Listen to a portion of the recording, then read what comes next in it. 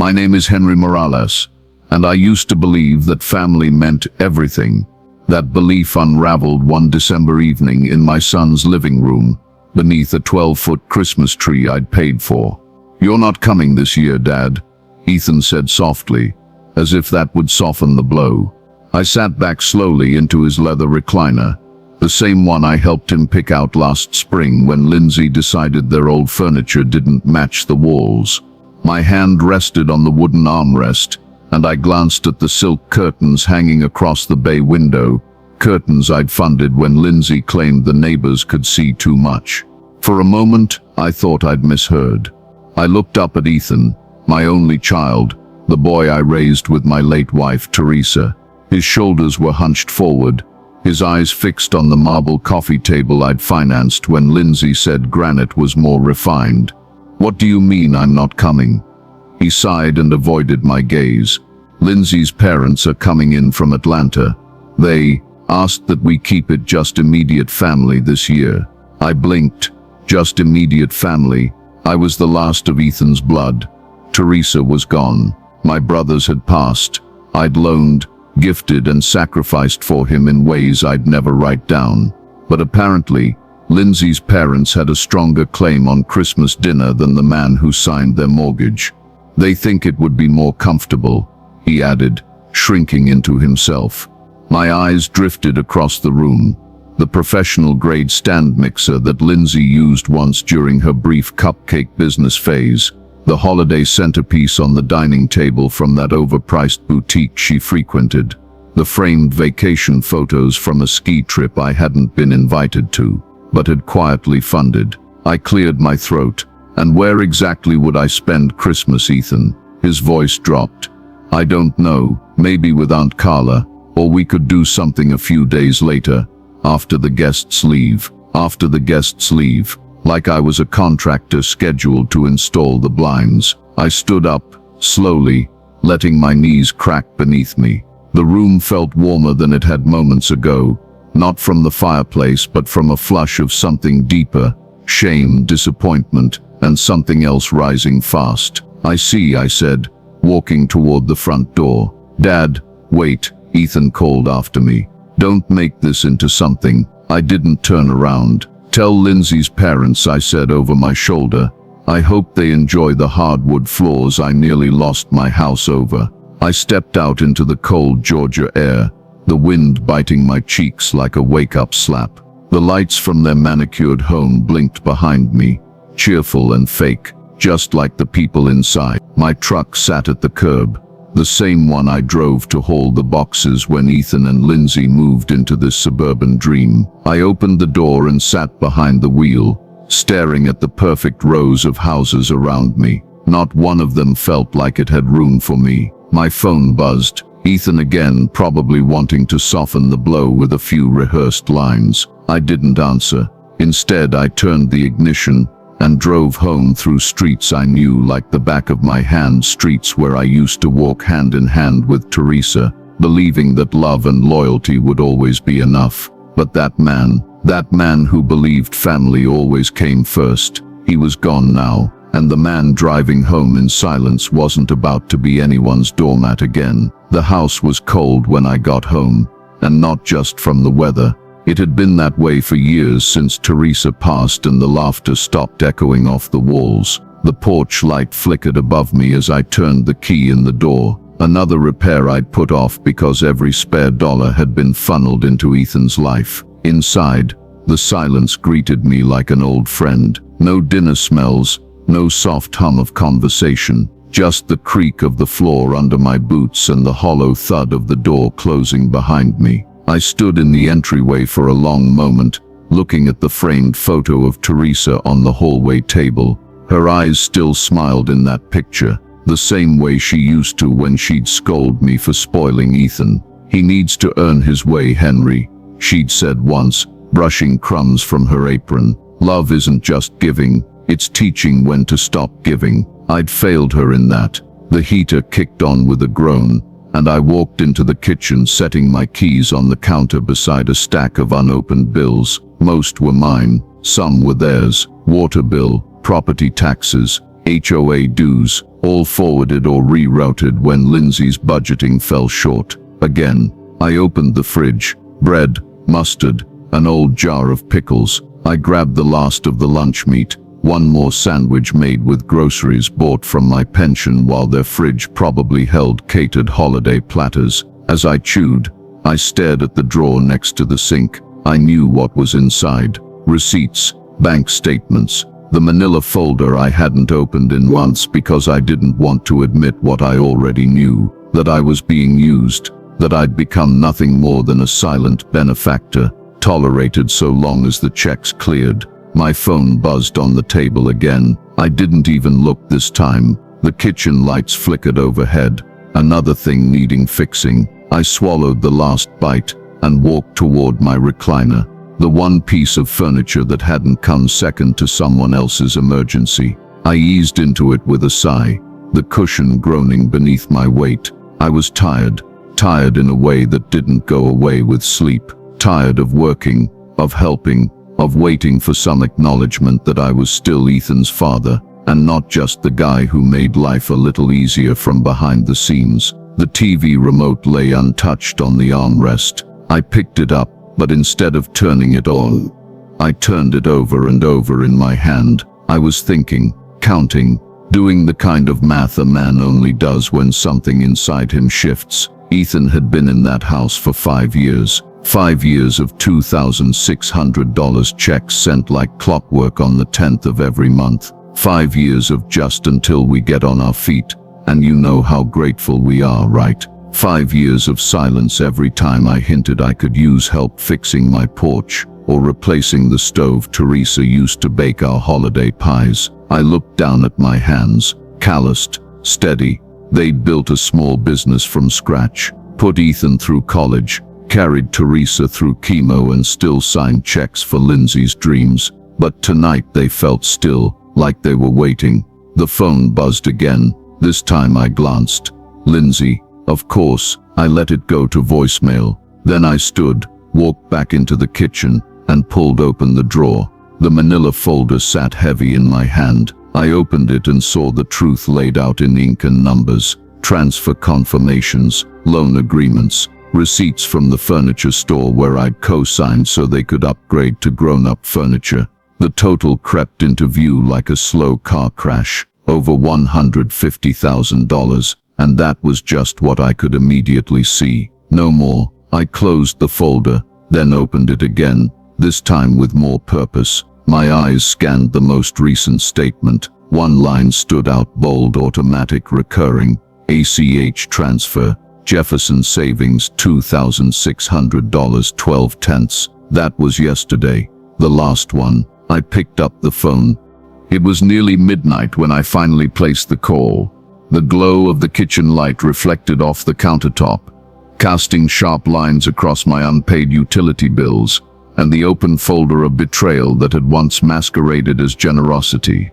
I'd stared at those numbers long enough to memorize them, and now I couldn't unsee what 5 years of misplaced love had cost me. "Thank you for calling First Dominion Bank," the recorded voice chirped in its too cheerful tone. "For English, press 1. I pressed it. After a few more menus and a 10-minute wait, a human voice finally came through. "This is Paige. How can I assist you this evening?" I cleared my throat. "Yes, I need to cancel a recurring transfer, effective immediately." "Certainly, sir. Can I have your full name and account number?" As I rattled off the numbers, I imagined her sitting in some office cubicle under fluorescent lights, unaware she was about to mark the end of an era, at least for me. After verifying my identity, she continued, "It looks like you have a scheduled monthly ACH to Jefferson Savings for $2,600. It's been active since," she paused, "March of 2018. That correct?" "Correct. Would you like to cancel starting next month, or effective immediately?" A soft clack of typing followed. "Understood, Mr. Morales. That transfer has been cancelled. Is there anything else I can help you with?" I hesitated, the silence thick with the weight of what I'd just done.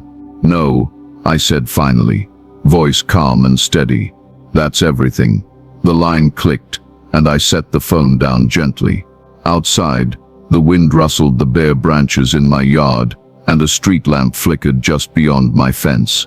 The quiet was deeper now, not empty, but deliberate. It was the kind of quiet that follows a decision long overdue. I poured myself a glass of the decent bourbon I kept hidden in the back of the cabinet. The bottle had been a gift from a client years ago. I'd been saving it for something, though I wasn't sure what. Turns out, tonight was enough.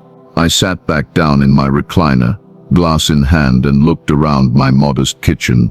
Outdated appliances, scratched linoleum floors, a leaky faucet that dripped during storms, all things I hadn't replaced because Lindsay wanted a granite backsplash, because Ethan's HVAC failed that summer and I paid for a new one, because they wanted a better school district for the baby they never ended up having. And what had I gotten in return? A polite disinvitation from Christmas, a reminder that my kind of cooking wasn't refined, a son who stood by while his wife reduced me to a line item on their monthly budget. The bourbon burned as it slid down my throat, warming something deeper than my chest. Across the room, Teresa's photo watched me with that quiet smile of hers. I raised my glass toward her. To finally doing something for myself, I murmured. The heater clicked on, humming softly. My next mortgage payment, already covered. My bills, manageable now. I could finally replace the drafty windows in the den, maybe take that weekend trip I'd talked about for years. For the first time in half a decade, my money was mine again, and they didn't even know yet. The morning sun filtered through the blinds, catching the dust in the air and painting golden stripes across my old kitchen table. I was on my second cup of coffee, freshly ground for a change, not the off-brand stuff I'd been choking down for years to save a few extra bucks for Ethan and Lindsay's lifestyle. My phone rang at exactly 10:04 a.m. I didn't need to check the screen. Somehow, I knew it would be her. I let it ring twice before answering. "Hello, Henry," Lindsay said, her voice wrapped in artificial warmth. "I hope I didn't catch you at a bad time." "You mean like when you told me I wasn't welcome in the house I paid for?" "I didn't say that." "Not yet." "Morning," I said flatly. "What's going on?" "Well," she began with that theatrical sigh she used whenever she needed something, "Ethan and I have a bit of a situation. My parents land at Capital City Airport this afternoon, and unfortunately, Ethan's got an emergency call with his firm. You wouldn't mind swinging by to pick them up, would you?" I paused mid-sip, letting the silence stretch. "You want me to pick up your parents?" "Yes, their flight gets in around 2. United, flight 1784. They'll be at baggage claim. I'd go myself, but I'm finishing up some Christmas errands, and traffic's a nightmare this time of year." The audacity was impressive, even for her. Less than 24 hours ago, I wasn't comfortable enough to share a holiday meal with her family, but I was perfectly suitable to serve as their airport shuttle. "Why me?" I asked. "Well," she said slowly, "you're available, and it's what family does, right? We help each other." I almost laughed. Her definition of help always seemed to involve me giving and her taking. "And Henry," she added, "please wear something respectable. Daddy always says you dress like you're going to fix someone's gutters. Anything else?" A pause. "Maybe that blue button-down you wore to Ethan's wedding. It's not fancy, but it's presentable." I didn't respond. I could practically hear her tapping her manicured nails against the granite counter I'd paid for. Another indulgence she insisted was necessary for entertaining. "Well," she prompted, "I'll handle it," I said evenly. "Oh, thank you," she chirped. "I'll text you the terminal info." The line went dead before I could reply. I stared at my coffee for a long moment. Then I reached across the table and picked up the newspaper I hadn't finished yesterday. The crossword was still half done, 7 across staring up at me. Delayed gratification, 12 letters. The answer was starting to form. I circled it slowly. Postponement. At exactly 2:15 p.m., I was not circling the arrivals lane at Capital City Airport. I was at home, reclined in my worn armchair with a steaming mug of Earl Grey and the Sunday edition of the Harbour Ledger spread across my lap. The crossword from yesterday sat finished on the coffee table. Postponement, in perfect block letters across the middle. My phone buzzed once, then again. Lindsay. I didn't even glance at the screen. I was too busy enjoying something I hadn't tasted in years. Time that wasn't scheduled around someone else's emergencies, someone else's expectations. I could imagine the scene, the baggage carousel turning with its dull mechanical hum, her parents standing there in matching wool coats, scanning the crowd for a man they assumed would come running like he always did. But the man they remembered was gone, buried under 5 years of blind generosity. By 3 p.m., my phone had vibrated a dozen times. I poured another cup of tea and started sorting through the junk drawer, a job I'd avoided for years. I found batteries, old receipts, a broken tape measure, and a photo strip from a long-forgotten Father's Day Ethan and I spent at the boardwalk. We were both laughing in the pictures. I looked younger, and he looked like he still knew who I was. By 3:45 p.m., the buzzing returned, this time from an unknown number. Her father, I thought, amused, borrowing a stranger's phone, probably fuming. I let that one ring too. Outside, a neighbor across the street was stringing lights along his front porch, his 2 kids bundled up and bouncing in the yard. They were laughing, chasing each other through piles of leaves while their dad worked the ladder. This, I thought, was what normal looked like.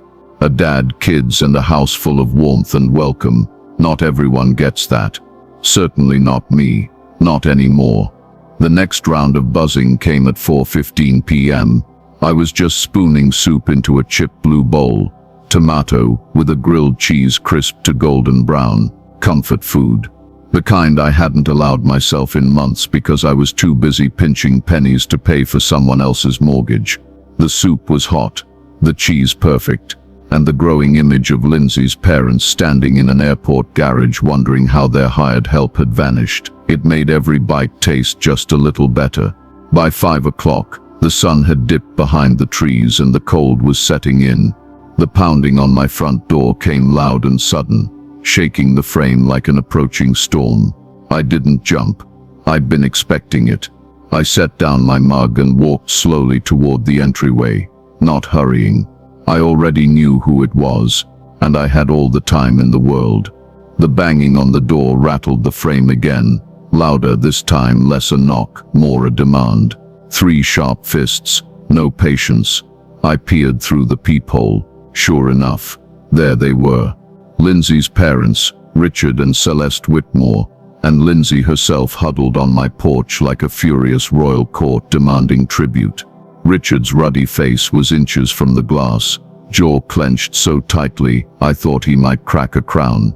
Celeste stood behind him, clutching her designer handbag like a gavel, lips pressed into a line of icy judgment. Lindsay's coat was wrinkled, her makeup smudged. She looked like she'd been crying, or screaming, possibly both. I opened the door. Richard didn't wait for permission. He barged in like a man used to being obeyed, his boots muddy on my hardwood floor. "What the hell is wrong with you, Morales?" he barked, spinning around to face me. "You left us standing at the airport like damn fools." Celeste followed, her voice cool and sharp. "This is completely unacceptable behavior for a man your age. Barbaric, frankly." Lindsay slipped in behind them, avoiding my eyes. "You humiliated us," she hissed. "Do you have any idea what you've done?" I didn't flinch. I didn't raise my voice. I simply said, "Get out." The 3 of them froze. Richard blinked. "What did you say?" "This is my house," I repeated, voice low and firm. "And I want you out. Now." Celeste stepped forward, her tone dripping condescension. "Henry, you clearly don't understand the gravity of this. My husband has ties all over this city, business connections, media contacts, people who matter. You can't treat people like us this way and expect to walk away untouched." I met her gaze without blinking. This was a lesson, one about arrogance, about using people, about how not to treat the man who paid for your daughter's perfect little life. Lindsay's mouth opened. A lesson. Who do you think you are? I'm the man who stopped being your personal banker and chauffeur. The man who finally woke up. Richard's voice dropped to a low growl. You have no idea who you're messing with, old man. You think abandoning two respected members of this community at an airport during the holidays is something you can get away with. Is that a threat? It's a promise, he snapped. You're about to learn that actions have consequences. Celeste crossed her arms. Very public consequences. Lindsay tugged at her father's sleeve. Dad, let's go. He's clearly lost it. They turned to leave, but Richard paused in the doorway. He looked at me over his shoulder. You'll regret this, he said. I closed the door behind them and turned the lock with deliberate calm. The satisfying click echoed like punctuation at the end of a long, painful chapter. Outside, their rental car idled for a moment before pulling away into the cold. Inside, my house felt still, cleaner, lighter, but their words lingered, sharp and deliberate. Public consequences. For the first time since canceling the mortgage, I felt a flicker of unease. They were rich, connected, ruthless. But that unease was quickly overtaken by something stronger, anticipation. 3 days later, I sat at my kitchen table with the harbor ledger spread out in front of me. Page 3. There it was. Elderly couple stranded at airport in holiday snub. Local man refuses pickup. Right below the headline was a photo I hadn't seen in years. Me from the company website I'd shut down after retiring. My jaw clenched as I scanned the story. According to the article, Richard and Celeste Whitmore had been abandoned at Capital City Airport during peak holiday travel, forced to wait over 4 hours for transportation that never arrived. A quote followed. We were devastated, said Richard Whitmore, retired executive and longtime harbor resident. At our age, being left in the cold is dangerous. We called and called, but Henry never answered. It was cruel, cruel. I read on, each sentence more twisted than the last. Words like erratic behavior, unreliable, and concerning mental decline stood out in bold, masquerading as journalism. There was no mention of the Christmas disinvitation, no mention of the money, no mention of the sacrifices. Just me, painted as a bitter, unstable man who lashed out for no reason. The byline read Patricia Langston, lifestyle editor. I didn't recognize the name, but the fingerprints were obvious. Richard's reach extended into the paper. He'd used a favor, pulled a string, painted me into a villain. Smart, very smart. For the first time in weeks, I felt a flicker of grudging respect. They weren't just spoiled and entitled. They were strategic, ruthless, manipulative. But what they didn't realize, what they never bothered to ask, was how I built my business. Not with brute strength or borrowed charm, with planning, with precision, with the patience to play a long game. I folded the paper and laid it beside my now cold coffee. Then I stood, walked to my desk, and opened my laptop. My fingers moved without hesitation. First, I searched Patricia Langston, found her LinkedIn, found her editor's name. Then I searched Richard Whitmore, every charity he supported, every board he sat on, every social event he was photographed attending. Then Celeste, her Instagram account was public, of course, full of manicured photos, gala events, and brunches with captions like #blessed-life and #grateful heart. And then Lindsay. Her Facebook was a goldmine. Post after post of our beautiful home, so thankful for our new dining set, kitchen reno finally done, just in time for Christmas. Every post had a date, every item matched a receipt I had tucked away in my drawer. And Ethan, my son, his profile was sparse. But there was one new connection that made my chest tighten. Patricia Langston, the reporter. So that was it. They declared war, and they thought I'd just roll over. I minimized the browser window and opened a blank document. Title: Financial Contributions to Ethan Morales Household. I began to type. The room was still as I typed, the clack of the keyboard, the only sound filling the house. I wasn't just working. I was building a case. Not in court, but in the court of reputation, which in a town like Harbor Ridge carried more weight than most people realized. The document grew by the hour. I pulled out every bank record, scanned every canceled check, highlighted every mortgage payment I'd made on Ethan and Lindsay's behalf. Month after month of $2,600 transfers, a 5-year total of $156,000, without counting the $40,000 down payment from my home equity line, or the $17,000 renovation for their kitchen. The receipts told a story of sacrifice, of loyalty repaid with mockery, of a father-turned servant and cast aside once he'd been bled dry. I added photos next, screenshots from Lindsay's social media posts, the professional-grade oven I'd bought just in time for holiday baking, the hand-woven rugs from Spain, the new nursery set from a baby they'd never had, but which I'd paid for anyway, because they'd try again soon. Each image was paired with a receipt, dated and tagged. Nothing speculative, all facts. Then I opened a second folder, titled Smear Campaign. Inside I placed a printed copy of the Harbor Ledger article, annotated with red pen, dangerous cold, 58 degrees Fahrenheit and sunny that day. Elderly couple, both under 65, active and healthy. Abandoned after they told me I wasn't welcome. Under each quote, I added footnotes, timelines, contradictions. This wasn't a rant, it was a brief. The kind you handed to a jury before they handed down a verdict. I spent 2 days perfecting it. By Christmas Eve morning, I had 12 packets printed, each one neatly stapled and sorted, just like my old project proposals when I still ran the business. Each packet included the financial dossier, social media screenshots, and the annotated newspaper article. At the top of each I paper-clipped a short letter, "To whom it may concern, you may have read about me recently. This is the side of the story that didn't make it into the paper. You're welcome to draw your own conclusions. H. Morales." At 5:30 p.m., I put on my navy suit, the same one I wore to Teresa's funeral. Not for mourning tonight.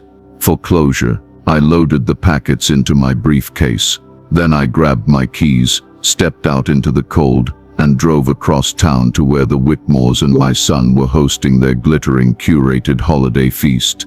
They wanted to make me invisible. Tonight, I'd make them unforgettable.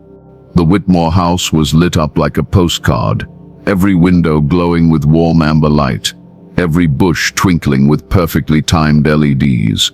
Cars lined the curb, luxury SUVs and sleek sedans. From the street I could already hear the sound of laughter echoing out into the crisp winter air. It was 6:45 p.m. Christmas Eve. I parked across the street and sat in silence for a moment, watching the silhouettes behind the curtains. Wine glasses lifted, forks clinked against porcelain. Someone told a joke, and laughter rippled through the room. I stepped out of my car, briefcase in hand. The front door, of course, was unlocked. They lived in a neighborhood where people like me were meant to be gardeners or delivery drivers, not threats. I slipped inside quietly, the scent of roast duck and rosemary filling the air. Voices carried from the dining room. I followed them down the hall, passing by the foyer mirror where my reflection stared back at me. Calm, controlled, no anger left. Just purpose. 12 people sat around the table, the kind of crowd Lindsay had always bragged about hosting. Ethan sat at one end, pale and tight-jawed. Lindsay sparkled at the center, laughing too loudly. Richard and Celeste flanked her like royalty. I cleared my throat. Conversations stopped mid-sentence. Every head turned. Lindsay blinked, wine glass frozen mid-air. "Henry," Richard stood half out of his chair. "What the hell are you doing here?" I walked calmly to the sideboard and set down my briefcase. "Good evening, everyone. I hope I'm not interrupting the cranberry glaze." "You need to leave," Lindsay said, voice sharp. "This is a private gathering." Oh, I agree, I said, flipping open the briefcase. Private, exclusive, hosted in the home I funded. There was a beat of stunned silence. I began handing out the packets, one to each guest. They took them with hesitant hands, confusion creasing brows as they flipped through pages of bank statements, social media screenshots, and newspaper articles covered in red ink. This, I said evenly, is what 5 years of unconditional support looks like. Mortgage payments, down payments, renovations, while being told I wasn't welcome for dinner. Someone at the far end of the table, the woman in pearls, held up a page. Is this real? It is, I replied. You can verify every number, every receipt, every photo, including the ones showing off furniture I paid for. Lindsay stood. You're twisting this. This is harassment. Actually, I said, pulling out a copy of the Harbor Ledger, this is what harassment looks like. A planted hit piece to discredit me after I finally said no. The man beside her, an older guest with a deep frown, narrowed his eyes. Richard, your quote here. It says you were stranded in a snowstorm. Richard cleared his throat. It was an exaggeration. For context. Context, I repeated. Like how they told me I wasn't welcome because my background made them uncomfortable. How Celeste said my food and conversation weren't fit for their table. Celeste gasped. That's not. It's in the transcript, I said, tapping a page. Ethan hadn't spoken yet. He just stared at the packet in his hands like it might catch fire. This is outrageous, Lindsay snapped. You're mentally unstable. No, I said. I'm a man who spent over $200,000 trying to earn a seat at his own family's table, and tonight I stopped asking. The silence that followed was deafening. 12 guests stared down at the evidence, the golden glow of their curated evening dimming by the second. I'll see myself out, I added. But rest assured, this is the last Christmas dinner I'll ever pay for. I turned and walked down the hallway, the sound of voices rising behind me like an avalanche beginning to fall. I didn't look back. I didn't have to. The letter arrived in March, 3 months after Christmas. Certified mail. Heavy envelope. The kind that never brings good news. I signed for it at the door and stepped back into my warm, freshly painted living room. The sun was beginning to stretch across the hardwood floors.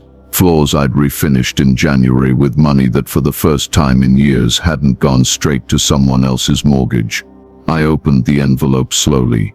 Notice of default. Final demand for payment. The words stared up at me, stamped and sealed with urgency. Inside it detailed that Ethan and Lindsay were now $7,800 behind on their mortgage. 3 missed payments. 14 days to catch up or face foreclosure proceedings. I folded the letter and placed it on the table beside my tea.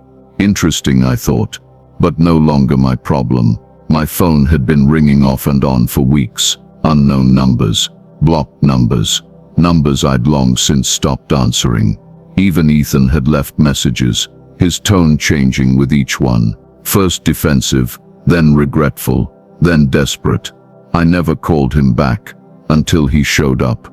It was a Thursday evening. The grass was just beginning to green in the yard.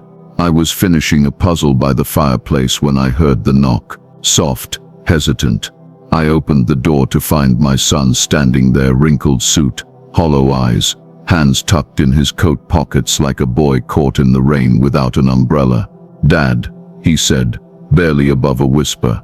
I stepped aside without a word.